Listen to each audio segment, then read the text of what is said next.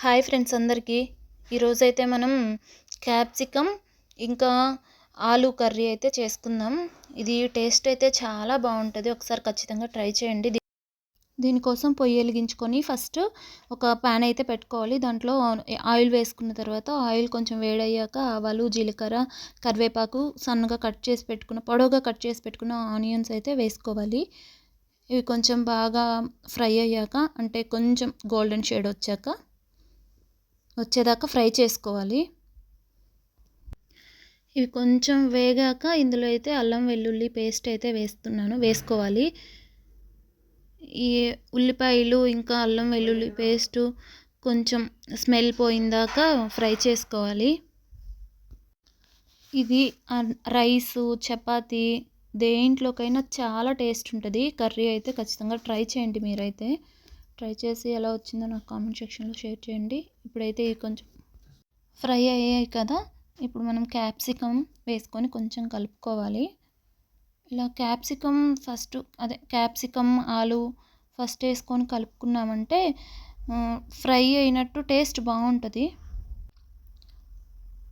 ఇదిగోండి, కొంచెం 1-2 మినిట్స్ ఆగిన తర్వాత ఆలు అయితే వేసుకోవాలి. ఇవి రెండు కలుపుకోవాలి. ఇప్పుడు కొంచెం ఒక 5 మినిట్స్ మగ్గనివ్వాలి. ఆ తర్వాత అయితే దీనికి కావాల్సిన మసాలా అయితే రెడీ చేసుకోవాలి. ఇది కొంచెం ఉడికేలోపు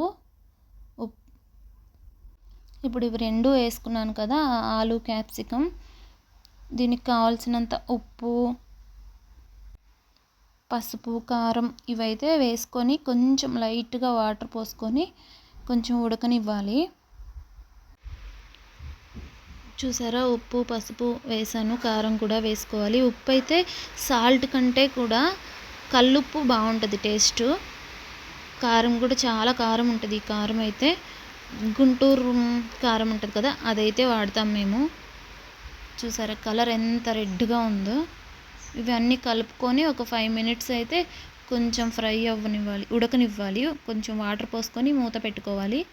ఇదంతా ఈ ప్రాసెస్ అంతా నేను కట్టెల పొయ్యి మీద చేస్తున్నాను. అదిగోండి, చూసారా పొగ కూడా ఎలా వస్తుందో. గ్యాస్ మీద చేసుకునే కంటే కట్టెల పొయ్యి మీద చేస్తే టేస్ట్ అయితే చాలా బాగా వస్తుంది. ఇంకా ఉన్నదానికంటే ఇంకొంచెం ఎక్కువ వస్తుంది. ఇప్పుడు దానికోసం మసాలా కోసం అయితే కొన్ని టమోటా అయితే పచ్చిగా ఉన్న టమోటానే వేసుకోవాలి. పచ్చిగా అంటే ఫ్రై చేసుకోవట్లేదు, టమోటా వేసుకోవాలి. 1-2 ఉల్లిపాయలు వేసుకోవాలి. ఇందాక నేను తాలింపులో కూడా టమోటా అయితే వేయలేదు, ఎందుకంటే ఇప్పుడు మిక్సీ చేసి వేస్తున్నాను కాబట్టి ఇందాక వేసుకోలేదు. ఇదైతే ధనియాల పొడి, నేను ఇంట్లోనే చేసుకుంటాను. ధనియాలు ఒక్కటే కాదు, ఇంకా అన్ని మసాలాలు అన్నీ వేసి చేస్తాను.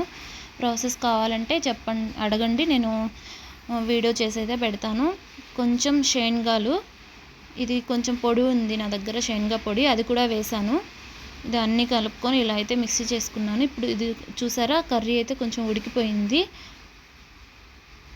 పొగ చూసారా ఎలా వస్తుందో, కట్టెల పొయ్యి మీద కదా, మంచి స్మెల్ వస్తుంది కర్రీ అయితే. ఇది కొంచెం ఉడికింది కదా, ఇప్పుడు మనం మిక్సీ చేసి పెట్టుకున్న మసాలాను అయితే వేసుకుందాము. మసాలా వేసి మొత్తం అయితే కలుపుకోవాలి. కలిపి ఇంకొంచెం సేపు ఉడకనిచ్చుకోవాలి. ఉడకనిచ్చి ఇంకొన్ని వాటర్ అయితే పోసుకోవాలి. ఇది ఉడికేదాకా అడుగంటకుండా ఉండాలి కదా, అందుకోసం వాటర్ అయితే పోసుకోవాలి. కర్రీ అయితే చాలా బాగా వచ్చింది. మీరు ట్రై చేయండి ఒకసారి. ఈ కర్రీ అయితే రైసు, చపాతీ దేనికైనా చాలా బాగుంటుంది. ఇదిగోండి, కర్రీ అయితే అయిపోయింది. నేనైతే వేరే దాంట్లోకి తీసుకున్నాను. చూసారా ఎంత బాగా వచ్చిందో.